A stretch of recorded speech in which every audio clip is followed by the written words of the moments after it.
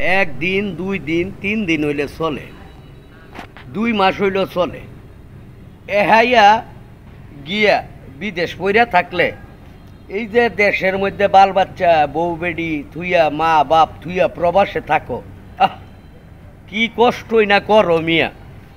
এই কষ্ট কইরা আইয়া দেশের মধ্যে হয়তো একটা বালা ব্যবসা দিবা, আর নাইলে জাগা জমিন কিনা ফেলার বাড়ি করবা, ভাড়া দিবা, সারা জীবন বইয়া বইয়া খাইবা। হাইয়া বিদেশ গিয়া বইরা থাকলে এই যে আইয়া দেহ যে তোমার বউ নাই, গেছে গা। এগুলি বালা জাতেরও না, বালা কোনো বংশের মাইয়াও না। এই কারণে আজকে দেশটা এই যে ভূমিকম্প হয়, কারণ আল্লাহর হাদিস মোতাবেক বিয়া কইরা বউ আনছো, বাল বাচ্চা হয়েছে মিয়া।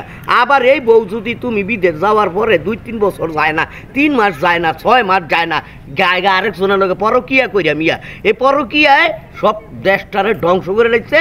আর এই কারণেই আমাকে বাংলাদেশের মধ্যে গজব, এই যে ভূমিকম্প হইতেছে, এটা গজব আল্লাহ দেখাইতেছে। প্রবাসে তাহে কত কষ্ট করে, এই কষ্টর কথা মনে হইলে আমার এখনো চোখ দিয়ে ভানিবারের জায়গা মিয়া। এগুলি কোনো কাম মানুষের কাম? হ্যাঁ, বউ বেডি বাল বাচ্চা তুই প্রবাস যাও কষ্ট করে পয়সা কামাইতে, আইয়া দেখো বউ গেছে আরেক বেটার লগে। হ্যাঁ, তোমাকে প্রবাসে যারা থাকো কত রকমের কষ্টের মধ্যে তোমরা সারাদিন ব্যস্ত থাকো। আর ওই যে টেকা পাঠাইতেছ, হ্যাঁ আরেক নাগর লইয়া যাইতেছে গা মার্কেট করতে, যাইতেছে গা উই উমুক পার্কে ফুচকা খায়, ফুচকার নামে কয় নানি গোবাইত গেছিলাম, খালা গোবাইত গেছিলাম, অরিজিনাল গেছে লাঙ্গে লগে ঘুরতে মিয়া। ভিডিওটা ভালো লাগলে লাইক কমেন্ট করে আমার পাশে থাকবেন।